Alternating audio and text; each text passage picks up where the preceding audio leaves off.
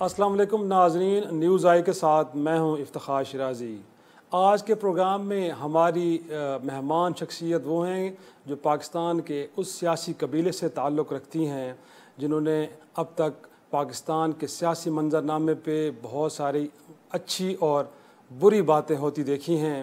ساتھ میں انہیں یہ بھی اعزاز حاصل ہے کہ پاکستان میں پارلیمنٹ نے پہلی بار 5 سال کی مدت پوری کی ہے، اور وہ اس پارلیمنٹ کا نہ صرف حصہ رہے ہیں بلکہ ان 5 سالوں کو مکمل کرانے میں ان کا ایک بڑا کلیدی کردار رہا ہے۔ اب پاکستان کن حالات کا شکار ہے؟ کیا پھر پاکستان ایک مسائل کے منجھدار میں پھنسا ہوا ہے؟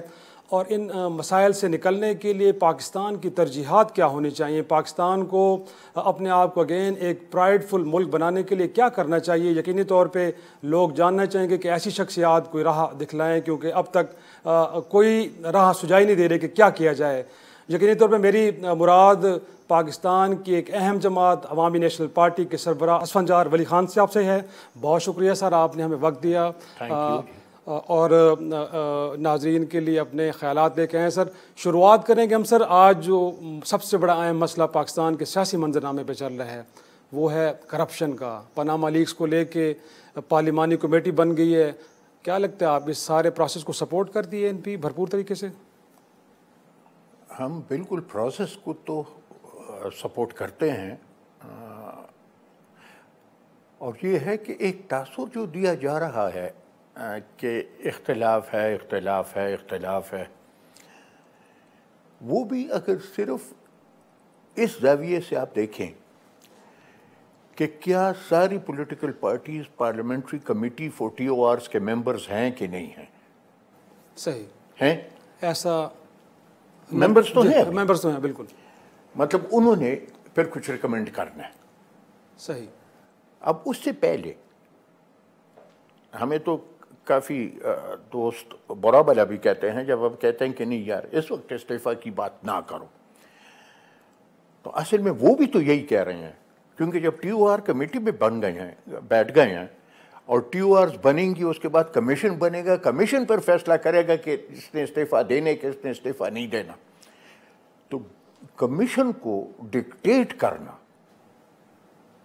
یہ نہیں ہونا چاہیے، یہ نہ جمہوری ہے، نہ آئینی ہے، نہ میں تو اس حد تک جاؤں کہ شرافت کا تقاضا بھی یہ نہیں۔ صحیح۔ ہمارا سٹینڈ اس پہ بالکل واضح ہے۔ ایک تو یہ کہ آف شور کمپنی صرف یہ نہیں ہے جو پاناما لیکس میں آئی ہیں، صحیح، اس کے علاوہ بھی ہیں، اس کے علاوہ بھی ہیں، ورجن آئلینڈز میں بھی ہیں، آئل آف مین میں بھی ہیں۔ اگر کرنی ہے تو سب آف شور کمپنیز کا احتساب ہو، نمبر 1۔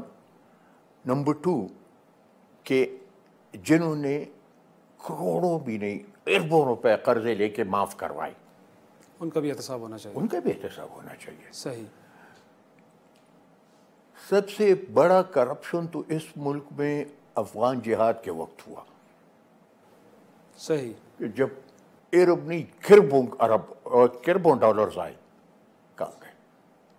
تو اگر کرنا ہے یار، دیکھو صرف نواز شریف اور نواز شریف کے خاندان کے احتساب سے کیا اس ملک سے کرپشن ختم ہو سکتی ہے؟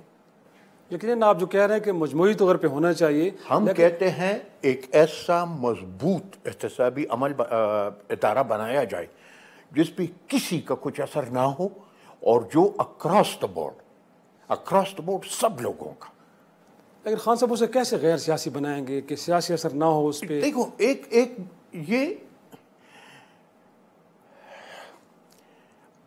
اصل میں یہی چینج ہوگا، صحیح، یہ چینج ہوگا کہ تم ایسا اگر آئینی تحفظ تم اس ادارے کو دے دو۔ صحیح۔ اگر ہندوستان کا الیکشن کمیشن اس وقت کے پرائم منسٹر کو ڈیسیڈ کر سکتی ہے، اندرا گاندھی کو کیا کہ نہیں کیا، صحیح، ہم کیوں ایسا قانون نہیں لا سکتے کہ ہمارے الیکشن کمیشن بھی اتنا طاقتور ہو کہ وہ ڈیسیڈ کر سکے؟ احتساب کا عمل پاکستان جیسے ممالک میں بہت ہی ضروری ہے، لیکن وکٹمائزیشن اور اکاؤنٹیبلٹی معمولی فرق ہے۔ اور آپ کو لگ رہا ہے سر کہ پاناما کے معاملے پہ وکٹمائزیشن کا ایلیمنٹ بھی کہیں نظر آ رہا ہے؟ تو وکٹمائزیشن کا عمل دیکھیں اس لیے نظر آ رہا ہے کہ پہلے تو یہ ہے کہ اگر میں ڈیمانڈ کرتا ہوں کہ اس کی بنا پہ وزیر اعظم مستعفی ہو جائے، تو پھر میرے اپنے پارٹی میں جو لوگ ہیں جن کے نام اس میں آئے ہیں ان سے میں کیوں یہ نہیں کہتا کہ تم یا نیشنل اسمبلی یا سینٹ سے استعفیٰ دے دو یا پروونشل اسمبلی سے استعفیٰ دے دو، نکل جاؤ، مثال قائم کرو پھر خود. صحیح. اور دیکھیے یہاں پہ جب پیناما لیکس ہوتا ہے تو ڈیمانڈ ہوتی ہے کہ جی جوڈیشل کمیشن بنائیں، اس کے لیے مشترکہ ٹی او آرز بنائیں. یہ خیبر بینک کا مسئلہ تو آپ کے سامنے ہے. ایک وزیر کو کہا گیا کہ دوسرے وزیر کا احتساب تم کرو. وہاں میرٹ کچھ اور ہے، وہاں کچھ اور ہے. تو اس کا مطلب ہے کہ یہاں پہ آپ کو میلافائڈی نظر آ رہی ہے. انفیکٹ بنیادی طور نظر نہیں آ رہی، میلافائڈی ہے. دیکھیے جب خود تم کہتے ہو کہ میں کمیشن کا حصہ ہوں، میں نے کمیشن کو ٹی او آرز دینے ہیں، پھر تو اگر تو کہتا ہے کہ یہ استعفیٰ دے تو اس کمیشن کو پہلے سے ڈکٹیٹ کر رہے نا. تو اگر سپریم کورٹ کی چیف جسٹس کا ایک کمیشن ہے اور اس کو تو ڈکٹیشن دیتا ہے تو اسے میلافائڈی کہے گا کہ نہیں کہے گا؟ میں تجھ سے پوچھ لیتا ہوں.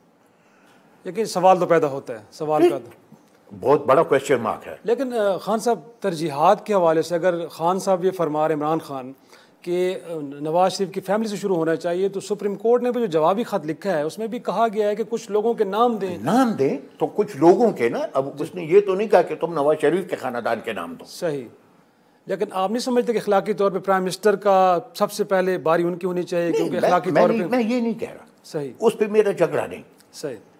میرا ان سے دیکھیں پہلی جب اپوزیشن کی میٹنگ ہوئی تو اے این پی کا سٹینڈ یہ تھا کہ ملزم اور مجرم میں فرق کرو. صحیح. ملزم کو کوئی سزا نہیں دیتا. الزامات تو یار ہم پہ کتنے لگے. صحیح. اس ملک سے غداری کے الزام ہم پہ لگے. حیدرآباد ٹریبیونل کیس ہم پہ چلا غداری کا. صحیح. ہم تو یا خواجہ آصف سے میری یاری ہے تو کبھی کبھی ایسا کہتے یار تم سرٹیفائڈ ٹیررسٹ ہو اور سرٹیفائڈ غدار ہو. ہمیں تو 3 نسلوں سے ہمیں یہی الزام لگاتا رہے بس. تو کیا ان الزامات کی بنیاد پہ آپ ہمیں سزا دو گے؟ جب تک جرم ثابت نہیں ہوتا تب تک تو. اور آپ کے خیال میں اگر جرم ثابت ہو جاتے تو پرائم منسٹر کو پھر ریزائن کرنا چاہیے؟ نہیں، پھر پرائم منسٹر کو جیل جانا چاہیے اگر ثابت ہوتا ہے. اگر ثابت ہوتا ہے پھر تو یہ لازماً، یہ جو میں کہتا ہوں کمیشن مضبوط ہو، لازماً جو غیر دیکھیں یہ تو یہ بھی سب کہتے ہیں کہ سارے آف شور کمپنیز جو ہیں یہ انلیگل نہیں ہیں.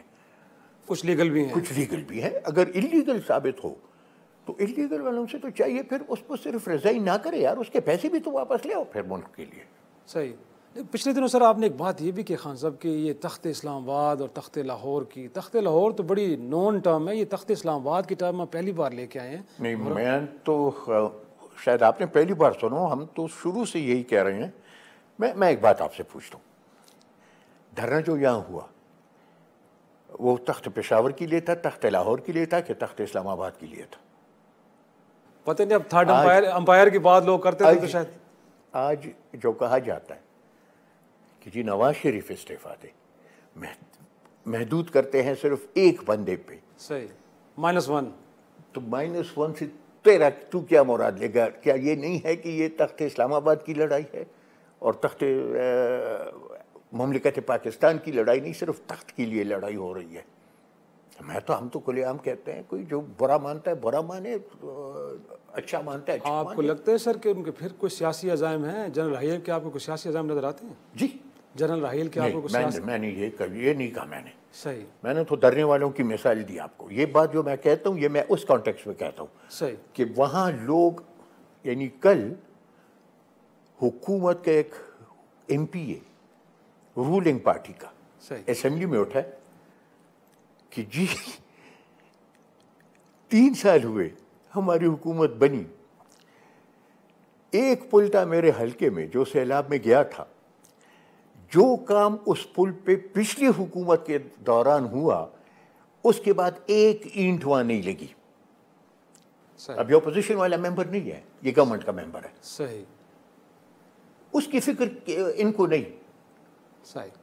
یہاں لگے، حالانکہ ترجیح تو ان کی پختونخوا ہونی چاہیے. اور وہاں تو جو حالت ہے وہ بنو کے عمران خان کے جلسے سے آپ کو اندازہ ہو گیا ہوگا جب اس کے جھنڈے لوگوں کے ہاتھ میں تھے، اس کا جلسہ تھا، اس نے پوچھا کہ کوئی تبدیلی آئی ہے، تو کیا جواب آیا نیچے سے؟ نفی میں جواب تھا یقینی طور پہ. ٹھیک. جب اس نے کہا جی پولیس میں کوئی تبدیلی آئی ہے تو بھی نفی میں جواب آیا. اس نے کہا تعلیم میں کوئی تبدیلی آئی ہے تو بھی اس نے کہا کہ یار کون سی بات ان کی یاد دلائیں. سوات یونیورسٹی پچھلے حکومت میں منظور ہوئی، اس کی تختی بھی لگی. اس دن ہمارے وزیر اعلیٰ، یہ عجیب کام ہے، یہ وزیر اعلیٰ جا کے اس تختی کے اوپر اس نے اپنی تختی لگا کے تو کشائی کی اس کی. اب یہ کون سی حکومت ہے؟ تم کہتے ہو چینج ہے تو چینج تو ہے. تختیاں نہیں لگ رہی آپ کے خیال میں؟ کتنی تبدیلی آئی ہے؟ اسی صوبے سے تو بھی تعلق رکھتا ہے. کبھی اس صوبے میں آپ نے یہ سنا تھا کہ حکومتی ارکان آپس میں ایک دوسرے کو تپڑ ماریں گے اور ان کے گھرے باندھ پاڑیں گے؟ چینج. اور تو کیا چاہتا ہے یار؟ یہی چینج ہے. کتنے عرصے تیرے گریڈ 19 اور گریڈ 20 کے افسر سیکرٹیریٹ کے لان میں بیٹھ کے وہ ہڑتال کر رہے تھے. اس سے بڑا چینج تو کیا چاہتا ہے؟ ایک چھوٹا سا بریک لیتے ہیں، اور بڑی اہم باتیں ہو رہی ہیں، لیکن اگر یہ تبدیلی نیگیٹو ہو رہی ہے تو پھر اے این پی اسٹیپ ان کیوں نہیں کرتی؟ ایسی نیگیٹو تبدیلیوں کو روکنے کے لیے خان صاحب کیا اسٹریٹجی بنا کے بیٹھے 2018 کے الیکشن کے حوالے سے؟ چھوٹا سا بریک کے بعد گفتگو کو آگے بڑھائیں گے.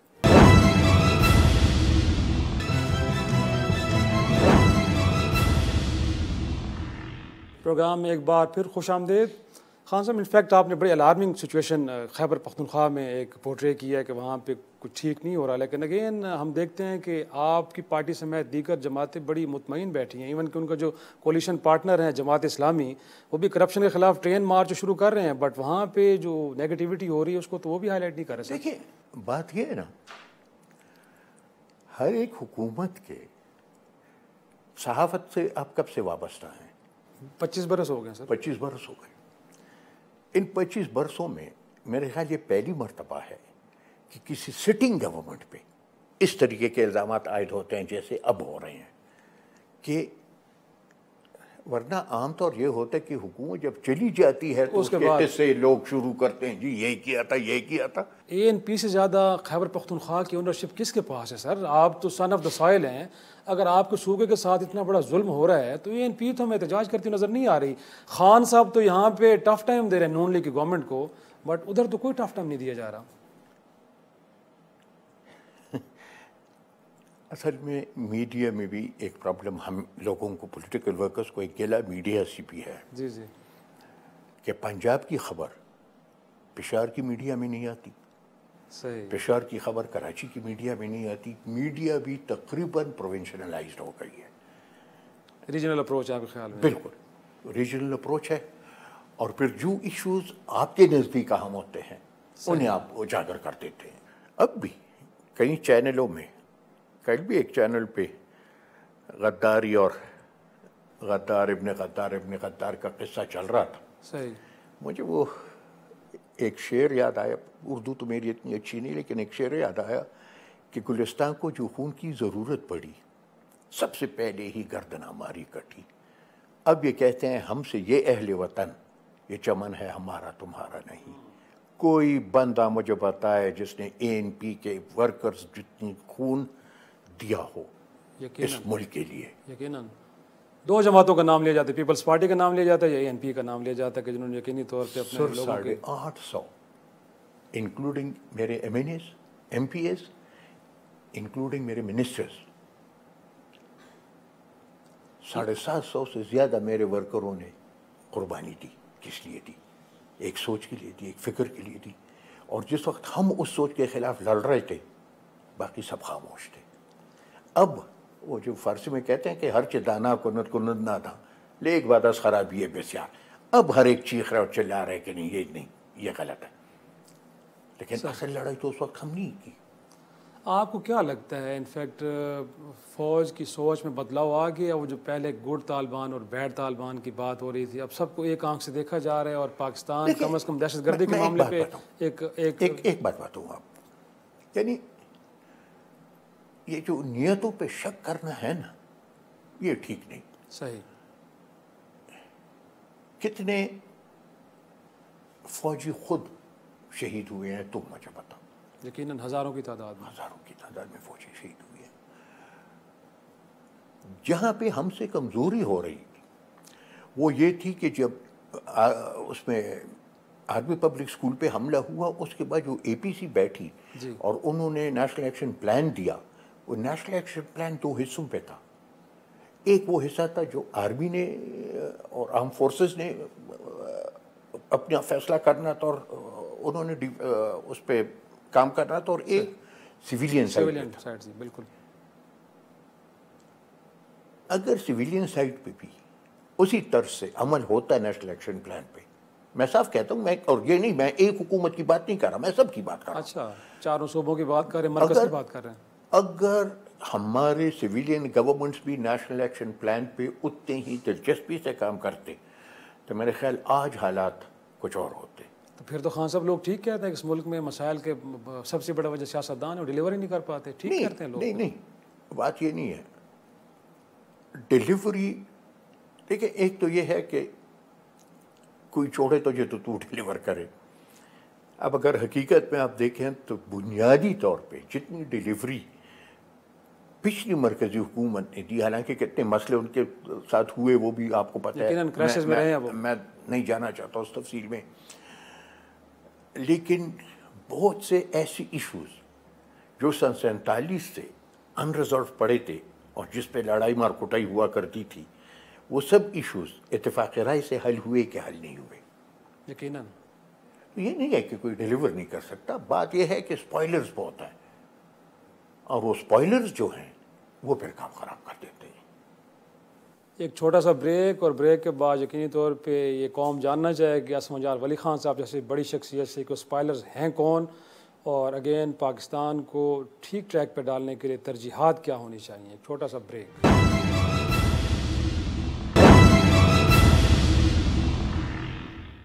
پروگرام میں ایک بار پھر خوش آمدید. خان صاحب, ایک تو یہ بتائیے کہ کیا ملٹری ایڈونچر کا راستہ مکمل طور پہ بند ہو گیا, یا آپ کے خیال میں جنرل مشرف کو آرٹیکل 6 کے تحت سزا نہ دے کے سیاستدان یہ موقع گنوا چکے ہیں اور اب بھی راستہ کھلا ہے؟ نہیں, میرے نزدیک تو راستہ بند ہو گیا. اچھا. کیونکہ 18th امینڈمنٹ کے بعد تو کسی کو یہ اجازت نہیں, ماں سوائے وزیر اعظم کی, کہ وہ وقت سے پہلے اسمبلی ڈیزالو کرے. وہ زمانہ جس کی طرف آپ اشارہ کر رہے ہیں جنرل مشرف کا, جی, وہ زمانہ اور تھا, آج زمانہ اور ہے. آج تو آپ لوگوں کی بھی برکت کہ میڈیا اتنی وہ ہو گئی ہے, اسٹرانگ اور اوپن ہو گئی ہے کہ انکانسٹیٹیوشنل بڑا مشکل ہوگا کسی کو انکانسٹیٹیوشنل قدم اٹھانا.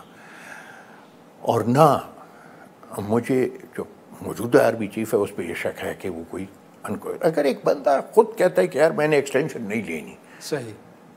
پاکستان میں تو یار کوئی کلرک بھی اگر ہو تو وہ بھی کہتا ہے مجھے ایکسٹینشن دو یار, کیوں مجھے نوکری سے تم نکال. ادھر ایک بندہ ہے وہ خود کہتا ہے میں نے اور نوکری نہیں کرنی. صحیح. اس کی نیت پہ پھر کیوں شک کیا جاتا ہے؟ صحیح. تو میں کہتا ہوں میرے نزدیک تو ملٹری ایڈونچر نہیں ہے. اور آپ کے خیال میں رحیل کے بعد بھی بدلاؤ نہیں آئے گا؟ نہیں, دیکھیں سوچ جو ہوتا ہے نا, سوچ تو انسٹیٹیوشنل ہوتا ہے. صحیح. آج آپ بتائیں مجھے کیا بین الاقوامی قوتیں ایسے ایڈونچر کو سپورٹ کرے گی کہ اس کی مخالفت کرے گی؟ زیادہ تو امکان یہ ہے کہ مخالفت ہی کریں گے. مخالفت ہی کریں گے. اور تیری معیشت اس پوزیشن میں نہیں کہ تو بین الاقوامی رایامہ اور بین الاقوامی امداد کے بغیر تو گزارا اپنا کر سکی. اتنے تک تو اتفاق ہے تمہیں. یقیناً. تو انٹرنیشنل جو وہ ہے, آئی ڈونٹ تھنک وہ جنرل مشرف کا وقت کچھ اور تھا اس وقت تو. لیکن جو ٹرائل نہ کرنا ہے خان صاحب, ان کو سیف ایگزٹ دے دینا, آپ کیا سمجھتے ہیں؟ دیکھیں ایسا ہے نا کہ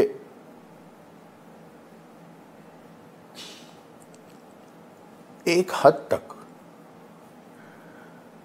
تو آپ کی بات کو میں صحیح مانتا ہوں. صحیح. لیکن یہ آرٹیکل 6 تو اس سے پہلے بھی بہت سے لوگوں نے وائلیٹ کیا ہے نا. تو اگر ان کو چھوڑ دیا گیا تو، لیکن وہ کہتے ہیں کہ جو جنرل مشرف کا اقدام تھا اس کو آئینی تحفظ حاصل نہیں تھا، باقی کو تو آئینی تحفظ حاصل تھا. نہیں کیوں؟ وہ اس کو پھر وہ انہوں نے سینٹ اور نیشنل اسمبلی میں پھر اس کو دیا نہیں. اس اقدام کو تو انہوں نے ایمرجنسی کی بات کریں، 3 نومبر کی ایمرجنسی جو ہے سر، اس کے بارے میں کہتے ہیں کہ اس کو آئینی تحفظ حاصل نہیں. ہاں، جو کیس بنا ہے اسی بنیاد پہ بنا ہے. اس کو نہیں تھا، اس کو نہیں تھا، بالکل وہ میں مانتا ہوں اس کو نہیں تھا. لیکن باقی جو اس کا ٹیک اوور، یار اس کے ٹیک اوور کو اگر تو آئینی تحفظ دیتا ہے اور کہتا ہے کہ یہ جائز ہے، مطلب یہ ہے کہ اگر پورے ملک اور ملک کے وزیر اعظم اور صدر کا بورا بستر گول کرو یہ خیر ہے، لیکن تو نے چیف جسٹس کو ہاتھ نہیں لگانا، یہ بھی تو یار پھر دوری معیار ہے نا. اور آپ نے میڈیا کی بات تو کی ہے کہ ایک بڑی رکاوٹ ہوگا. آپ کو اس بار عدلیہ بھی لگتی ہے کہ عدلیہ بڑا اسٹرانگلی ریئیکٹ کرے گی اگر کوئی ایڈونچر ہوتا ہے؟ بدل گئی ہے عدلیہ آپ کے خیال میں پاکستان؟ بالکل. اب وہ عدلیہ نہیں، دیکھیں وہ تو اس واقعے کے بعد، چودھری صاحب کے واقعے کے بعد،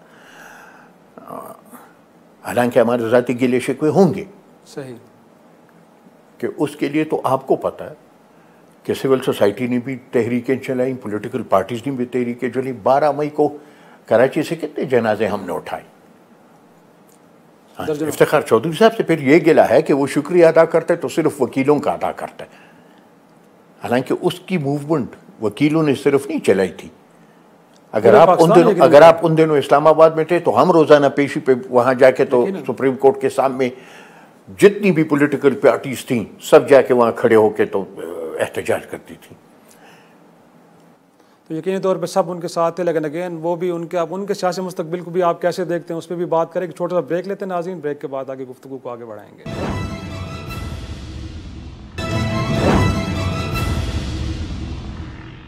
پروگرام میں ایک بار پھر خوش آمدید. خان صاحب، ایک تو یہ ہے کہ ملا منصور کی ہلاکت، اسامہ بن لادن، اس سے پہلے کئی اہم ہائی پروفائل ٹیررسٹ مارے گئے. اب ملا منصور کی پاکستان میں ہلاکت، ان کے پاس پاکستانی شناختی کارڈ اور پاسپورٹ ہونا، انفیکٹ اس انسیڈنٹ کو پاکستان کے لیے کتنا آپ ایک مشکل اور پریشان کن دیکھ رہے ہیں؟ مشکل اور پریشان کن تو ہے، لیکن پورے ایشو کو اسٹڈی کر کے تو ہر جگہ تو تم کہتے ہو کہ یار ذمہ داران کو کٹہرے میں لے آؤ، اس کی بھی پھر ذمہ داران کو کٹہرے میں لے آؤ. اس پہ تو کوئی دو رائے نہیں کہ جو ڈرون اٹیکس ہیں وہ پاکستان کی خود مختاری کے خلاف ہیں، اس پہ تو کوئی دو رائے نہیں. شاید میں اس حد تک جاؤں کہ پہلا ڈرون اٹیک ڈماڈولا باجوڑ میں ہوا. جی بالکل. ANP واحد جماعت تھی کہ ہم گئے وہاں. صحیح. اور ہم باجوڑ میں انٹر ہوئے، ڈماڈولا جانے نہیں دیا گیا، باجوڑ میں انٹری ہم نے کی، لاٹھی چارج، ٹیئر گیس، اس سے جب کام نہیں چلا تو پھر فائرنگ کی. لیکن باجوڑ میں ہم نے اپنا احتجاج ریکارڈ کر کے جلسہ کر کے، خدا بخش بشیر بلوچ صاحب ان دنوں صوبائی صدر تھے، تو ہم دونوں نے وہاں جلسے میں خطاب کیا اور کنڈیم کیا، اس کو واپس آ گئے. تو ڈرونز کو تو کوئی پاکستانی جو ہے وہ اس کو ٹھیک نہیں کہے گا کہ ٹھیک ہوا ہے. لیکن مسئلہ کیسے حل ہو سر؟ یہ بڑا $1 ملین کوسچن ہے نا. $1 ملین اس میں ایک جب تک سارے اسٹیک ہولڈرز اکٹھے بیٹھ نہیں جاتے. سر وہ تو 2 مئی کے اسامہ بن لادن کی ہلاکت کے بعد ہی بیٹھے تھے آپ، بند کمرہ اجلاس پارلیمنٹ کا ہوا تھا، کیا نکلا سر اس سے؟ ایک قرارداد صرف، بس اس سے پہلے قرارداد بھی کبھی نہیں آیا تھا. اس کو بھی آپ اس نظر سے کیوں نہیں دیکھتے کہ that was a step forward? صحیح، وہ بھی ایک قدم تھا. جی جی. آج اس قدم کے بعد اور قدموں کی ضرورت ہے. یقیناً وہ آپ جیسے سیاستدانوں سے ہم ایکسپیکٹ کرتے ہیں کہ بتائیں سر کیا. یار میں تو پارلیمنٹ میں ہوں نہیں نا.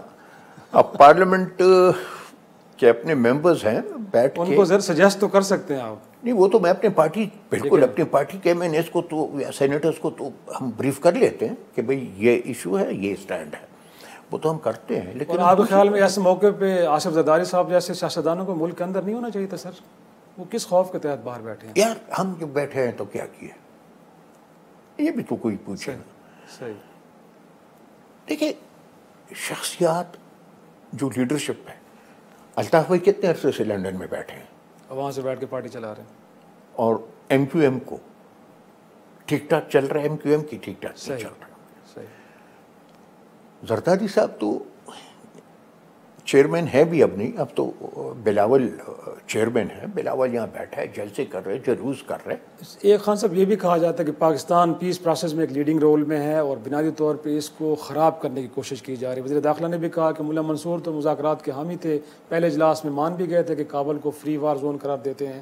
تو آپ کو بھی لگتا ہے کہ عالمی سازش ہو رہی ہے؟ ایک تو یہ جو ہوا ہے، اور ساتھ میں انفیکٹ اب چابہار میں جو انویسٹمنٹ آئی ہے بھارت کی طرف سے کہ یہ گوادر کو کہیں اس کے رول کو منیمائز کرنے کی کوشش ہو رہی ہے، تو آپ کو لگتا ہے کچھ ایسا ہو رہا ہے؟ دیکھیے میں ایک بات بتاؤں، اس وقت جب ہم چلا رہے تھے نا کہ ایسٹرن روٹ نہ ویسٹرن روٹ پہلے بناؤ، صحیح، کیونکہ بیسک کانسیپٹ جو سی پیک کا تھا وہ یہ تھا کہ تم نے سینٹرل ایشیا ریپبلکس کو اپروچ کرنا ہے. جی، آپ کی خوش قسمتی، آپ کے لیے تو ڈی اے خان تک موٹر وے منظور ہو گئی، اس کا فاؤنڈیشن سٹون بھی رہ گیا، وہ تو ہو جائے گا. جی، باقی کچھ نہیں ہے. سڑک سے صرف مسئلہ حل نہیں ہوتا. پھر بھی آپ میاں صاحب کی بات کرتے ہیں سر، بڑا دل ہے آپ کا. ویسے نہیں، وہ دیکھیے ایشو ٹو ایشو بات ہو رہی ہے. سی پیک پہ سب سے پہلی آل پارٹیز کانفرنس اس اسلام آباد میں ہم نے بلائی. جی بالکل ٹھیک ہے. کوئٹہ میں پھر جا کے ہم نے بلائی. جو اے پی سیز یہاں ہوئی خواہ مخواہ آپ کے اپنے ذرائع ہوتے ہیں، انہوں نے آپ کو بتایا ہوگا کہ اے پی سیز میں کس پارٹی کا کیا رول تھا اور کس حد تک وہ کر رہے تھے. دیکھیں ایک مرتبہ جو میں کہتا ہوں نا کہ دنیا کی حکومتوں کو تاریخ اسٹڈی کرنی چاہیے. یہ میں نہیں کہتا کہ تاریخ میں جا کے تو بیٹھ جاؤ، نہیں، تاریخ دیکھو. پچھلی حکومتوں نے جو غلطیاں کی انہیں نہ دہرایا جائے. فیلڈ مارشل ایوب خان نے افغان ٹرانزٹ ٹریڈ بند کر دی، ٹھیک ہے. صحیح. جب وہ افغان ٹریڈ تم نے بند کر دی تو وہ تو مجبور تو انہوں نے تو اپنے لیے راستہ نکالنا تھا. صحیح. وہ سوویت یونین کے راستے نکل گئے. صحیح. جب سوویت یونین نے اس کو راستہ دیا، اس سے پھر افغانستان اور سوویت یونین کے درمیان جو کچھ ہوا اور پھر اس کے جو بعد میں ڈیولپمنٹس ہوئے جو آج تک ہم بھگت رہے ہیں. صحیح. تو دوبارہ پھر کیوں ہم نے راستے بند کر دیے؟ تو ہم تم نے بند کیا کہ نہیں کیا؟ کچھ دنوں کے لیے کیا، پھر اچھا اقدام کیا کہ کھول دیا.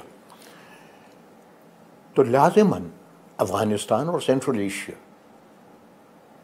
وہ تو اپنے لیے راستہ چاہیں گے. صحیح.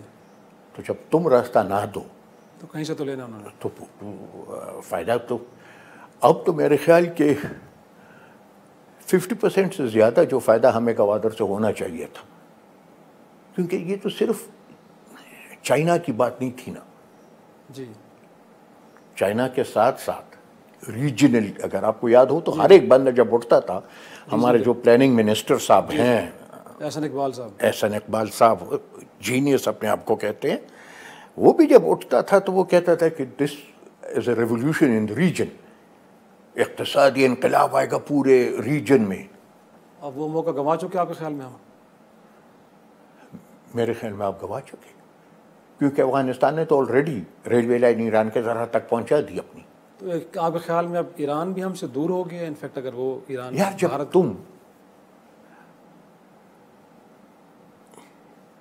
کچھ ایسا ہوتا ہے نا کہ دوستوں پہ انسان پردہ بھی ڈالتا ہے. تم اگر پردہ نہ ڈالو کسی پہ اور پھر اس سے توقع کرو کہ وہ تیرے ساتھ پھر بھی وہی پرانی یاری دوستی کرے تو یہ نہیں ہو سکتا. اگر رو کا وہ بندہ چابہار میں تھا اور انہوں نے گرفتار کیا، ضرورت کیا تھی اس کو اتنا، اور پھر اس کی ٹائمنگ دیکھو. صحیح کہ جب ایران کے پریزیڈنٹ یہاں پہ آ رہے ہیں، ایران کے پریزیڈنٹ یہاں پہ ہیں اور تم کہتے ہو کہ جی یہ ایران میں ہمارے خلاف یہ رو کا ایجنٹ بیٹھا تھا اور وہاں سے یہ سب کچھ کر رہا تھا. لیکن معاملہ فوج نے اٹھایا سر، نواز شریف نے نہیں اٹھایا معاملہ. جس نے بھی اٹھایا نا، میں مجھے اس سے کم نہیں کس نے کیا. صحیح. وہ جیسے وہ کہتے ہیں نا بھائی دھکا کس نے دیا. صحیح. اس کس سے کیا پتا، تجھے دھکا تو مل گیا، تو دریا میں گرا نا. صحیح. اب اس کے بعد جو میں کہتا ہوں یہ ہائی لیول بھی ضروری نہیں کہ ہائی لیول پہ ہو. صحیح. جب گاڑی پہ ڈرون اٹیک ہوتا ہے, گاڑی کی جو تصویر تھی وہ آپ نے بھی دیکھی ہوگی, میں نے بھی دیکھی. جی جی. یہ سمجھ نہیں آتا کہ اتنی تباہی اور اس پہ یہ پاسپورٹ اور آئی ڈی کارڈ سالم کیسے رہے. بڑے سوال ہیں سر. یہ سب کوشچنز ہیں جو ہم کہتے ہیں نا کہ اس پہ وہاں بحث کی جائے, وہ اس لیے کہ ان سوالات کا جواب تو پھر ہمیں چاہیے ہوگا نا. لیکن سر ڈیڈ باڈی بھی یہاں سے ملی, وہ کوئی رفیق نامی شخص, گمنام شخص لے کے قندھار میں تدفین بھی کر دی. پاکستان کی ریاست کیا کر رہی ہے سر؟ یہ سوال یہ تو جا کے ان سے پوچھو تو سر تو اس دن پوچھنا چاہیے تھا جب وہ پریس کانفرنس کر رہا تھا. مجھ سے کیوں پوچھ رہا ہے یار, میں تو وزیر داخلہ نہیں. اس سے یقیناً ہم کہیں گے کہ پاکستان کی ریاست آپ کے خیال میں جو اس کو کرنا چاہیے تھا وہ نہیں کر رہی ہے. آپ کو لگتا ہے نا کیسے ہی ہے سر؟ دیکھو میں تو یہ کہہ رہا ہوں نا, مجھے سب سے پہلا سوال جو میرا بنتا ہے کہ جب گاڑی جل گئی, بندے جل گئے, تو پاسپورٹ اور آئی ڈی کارڈ کیسے بچ گیا آپ؟ یقینی طور پہ بہت بڑا سوال ہے. سر خیبر پختونخوا کو آپ کے دور میں نام ملا, لیکن اس دور میں صوبے بنانے کی بات بھی خود آپ کی اتحادی جماعت پیپلز پارٹی بھی کرتی تھی. آپ کو لگتا ہے کہ سرائکی صوبہ بھی بننا چاہیے اور دیگر صوبے بھی بننے چاہیے اگر ہزارہ کے لوگ بھی چاہتے ہیں کہ ان کو نام ملے؟ بات یہ نا کہ تیرے آئین میں واضح طور پہ ایک طریقہ کار ہے صوبے بنانے کا کہ جو صوبہ بھی تقسیم ہوگا اس صوبائی اسمبلی کی 2/3 اکثریت فیصلہ کرے گی. اب ہم نے اگر نام بدلا ہے تو ہم نے اسمبلی کے متفقہ قرارداد پہ بدلا ہے, بیس وہ ہے. ٹھیک ہے, آپ نے کانسٹیٹیوشنل کام کرنا ہے. آج اگر پنجاب کا صوبہ 2/3, حالانکہ خواہشات میرے اپنے ہوں گے جی سرائکی صوبہ, یعنی آپ یہ پتہ نہیں آپ کو پتہ ہے کہ نہیں پتہ, ANP واحد جماعت ہے جو سرائکی کو ایز اے سیپریٹ پروونس ہم اس کو تسلیم کر چکے ہیں. ہمارے جو ہر ایک صوبے سے ایک وائس پریزیڈنٹ ہوتا ہے, تو بلوچستان کا بھی ہے, سندھ کا بھی ہے, پنجاب کا بھی ہے, پختونخوا کا بھی ہے, سرائکی کا بھی ہے. ایک جوائنٹ سیکرٹری ہر ایک صوبے سے ہوتا ہے. بہت سے لوگ اعتراض کرتے تھے کیونکہ ہمارے الیکٹورل کالج جو ہے وہ 4 صوبوں میں برابر ہے. تو 5 صوبے تھے, تو 5 صوبوں سے الیکٹورل کالج آتا تھا, تو وہ کہتے تھے کہ جی یہ تو حقیقت میں تو ایک ہی صوبہ ہے, تو اس ایک صوبے کو تم ڈبل نمائندگی دے رہے ہو. میں کہا نہیں, Saraiki we treat Saraiki as a separate province. لیکن پھر بھی اگر کانسٹیٹیوشن پہ آپ نے جانا ہے, یا تو یہ ہے کہ بیٹھ کے افہام و تفہیم سے بات ہو, لیکن تو وہ علیحدہ بات, ورنہ کانسٹیٹیوشن کا تو اپنا ایک طریقہ ہے, اسی طریقے سے اپنے نام اپنے صوبے تقسیم کر سکتے ہو. پروگرام کا وقت ختم ہو رہا ہے. انفیکٹ ایک آخری سوال بھی کہ کالا باغ ڈیم پہ آج بھی ANP قائم ہے کہ یہ ڈیم نہیں بننا چاہیے یقینی طور پہ؟ میں تو ہر جگہ یہ کہتا ہوں, ایک پنجابی اور پختون کی یاری تھی. پنجابی نے ایک دن پختون سے پوچھا, کہتا ہے یار کتنی عمر ہے؟ اس نے کہا جی 22 سال. 10 سال بعد پھر وہی پنجابی اسی پختون سے ملا, کہتا ہے خان آج کتنی عمر ہے؟ اس نے کہا 22 سال. کہا یار عجیب بات ہے, تو نے 10 سال پہلے بھی تو 22 کا تھا, آج بھی تو 22 کا. اس نے کہا میں پٹھان ہوں, ایک مرتبہ کہے میں 22 کا ہوں, مرتے دم تک 22 کا رہوں گا. میرا خیال یہ ایک جواب. بہت شکریہ آپ کا. اسمجار ولی خان صاحب نے بڑی کھل کے باتیں کی ہیں. یقینی طور پہ اس میں پاکستان کے لیے بہت ساری ایسی سجیشنز بھی ہیں پاکستان کی سیاسی اور فوجی قیادت کے لیے کہ مسائل سے باہر نکلا کیسے جا سکتا ہے. اسی کے ساتھ اجازت دیجیے, خدا حافظ.